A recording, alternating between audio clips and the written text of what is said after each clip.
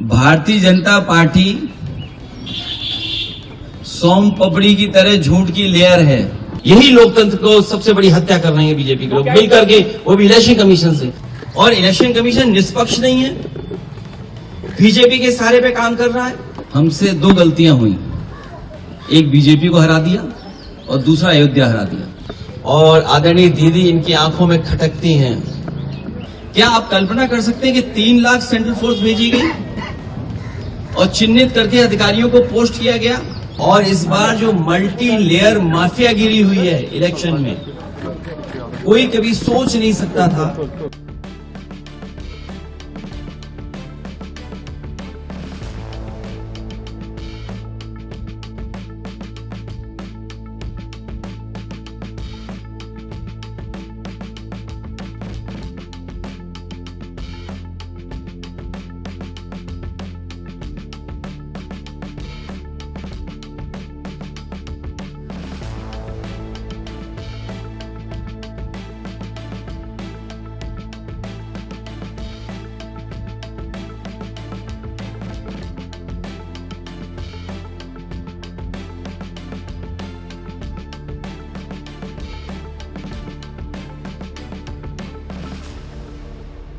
Bharatiya Janata party सोम पपड़ी की तरह झूठ की लेयर है। सोम पपड़ी खाई कभी? एक लेयर के ऊपर दूसरी लेयर झूठ की चढ़ा देते हैं लोग। और आपको तो मैं ये कहता हूं ना, सब वीडियोस आर्काइव में पड़े हुए हैं। रामपुर का इलेक्शन देख लो, किसी वोटर को नहीं निकलने दिया। और ये जो डेटा मैं आपको दिखा रहा हूं, ये रामपुर की कॉन्स्टिट्यूंसी का दिखा रहा हूं, मैं कुदर की कॉन्स्टिट्यूंसी का दिखा रहा हूं मैं। ये तो डेटा आप देख सकते हो। इलेक्शन कमीशन अंधा है क्या? और ये महिलाओं की तस्वीर क्या आप भूल गए कि आपके अपने चैनल पे भी चली थी तस्वीरें? ये तस्वीरें आप भूल गए क्या? ये तो आपके चैनल पे भी तस्वीरें चली थी, वीडियो चले थे। ये इन महिलाओं ने, जिन्होंने कोई परवाह नहीं की, मैंने इन महिलाओं को 2-2 लाख रुपए से सम्मान किया था कि इन्होंने कम से कम अपने वोट के अधिकार के लिए लड़ी। उन्हें परवाह नहीं थी गोली की, उन्हें रिवॉल्वर की। आप पता करिए क्या हालत थी उस समय। केवल ये तस्वीर नहीं, ये तस्वीर भी आप भूले नहीं होंगे। हालांकि सीसीटीवी से बहुत घबराते हैं बीजेपी के लोग, सीसीटीवी से, कैमरे से बहुत घबराते हैं। अगर यही इलेक्शन कमीशन निष्पक्ष है तो कुदरकी में जो वोट डाला है उसकी सीसीटीवी वीडियो जनता को दिखा दो। अगर जनता को नहीं दिखाना चाहते हैं तो प्रेस पे तो भरोसा करते होंगे। अगर सब प्रेस को नहीं दिखा सकते हैं तो अपने खास चैनलों को बुला करके और हमें भी बुला लेना। और फिर जब सुप्रीम कोर्ट की प्रोसीडिंग्स लाइव हो सकती हैं तो बंगाल के वोटिंग की काउंटिंग की सीसीटीवी क्यों नहीं दिखाई जा सकती, क्यों नहीं लाइव हो सकती है? कम से कम जनता में तो संदेश जाए। जो लोकतंत्र है वो मजबूत होगा। अगर सीसीटीवी की जो फुटेज है वो अगर बीजेपी दिखवा देगी इलेक्शन कमीशन से तो शायद उससे लोकतंत्र और मजबूत होगा। ये तो अकेले इलेक्शन कमीशन से लड़ रहे थे। हमें तो यूपी में जो हमारा साथी कह रहा था टारगेट, उनके परिवार के लोग भी कई जगह बैठे हुए हैं, उनके बहुत सारे साथी सहयोगी भी बैठे हुए हैं। हमें सबसे लड़ना है, लेकिन हमें भरोसा है कि जनता ने जो बंगाल में देखा है, जिस तरीके का व्यवहार सेंट्रल फोर्स का, इलेक्शन कमीशन का, संघी साथियों का, इनके अंडरग्राउंड लोगों का, बीजेपी के लोगों का, उत्तर प्रदेश की जनता जागरूक होकर इनका जवाब देगी। मैं किसी को एडवाइस देने के लिए नहीं आया हूं। मैं लोकतंत्र और जिस तरीके से आदरणीय दीदी को अपमानित किया, उनके कार्यकर्ताओं को वोट नहीं डालने दिया, क्या जिम्मेदारी सेंट्रल फोर्स की है?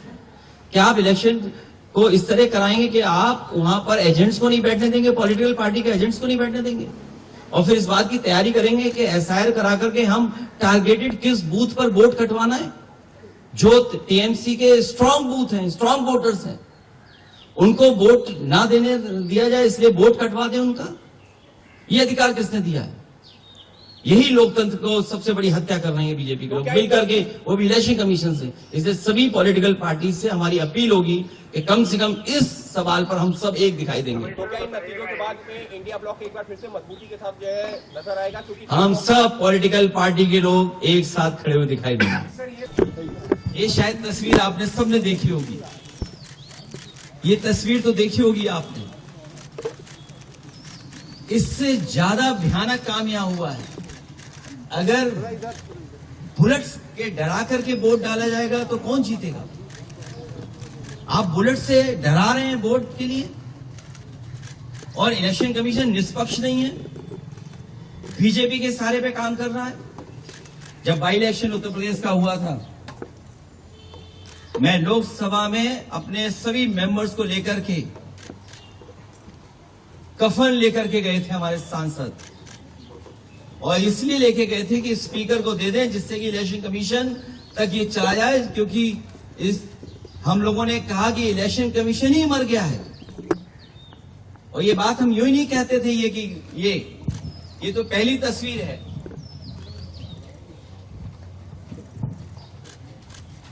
दूसरी तस्वीर भी किसी से छिपी नहीं होगी, ये दूसरी तस्वीर भी नहीं छिपी होगी किसी से। और फिर जो वोट डालने का तरीका है, मैं केवल एक कॉन्स्टिट्यूंसी का उदाहरण दे रहा हूं कि इस तरीके से फोर्स से वोट डलवाया। मैं 2012, 2017, 2022 समाजवादी पार्टी 37%, 2017 42%, 2022 46%। कभी समाजवादी पार्टी चुनाव नहीं हारी। और बीजेपी 29%, 37%, 30%। और जब सेंट्रल फोर्स और फोर्स के साथ जब उन्होंने चुनाव डलवाया, अंदर किसी भी एजेंट को नहीं रुकने दिया। बंगाल में भी यही किया कि जो पॉलिटिकल पार्टी के पोलिंग स्टेशन के अंदर जो एजेंट्स होते हैं, उनको धमकाया, डराया और न जाने क्या क्या तरीका अपनाया होगा।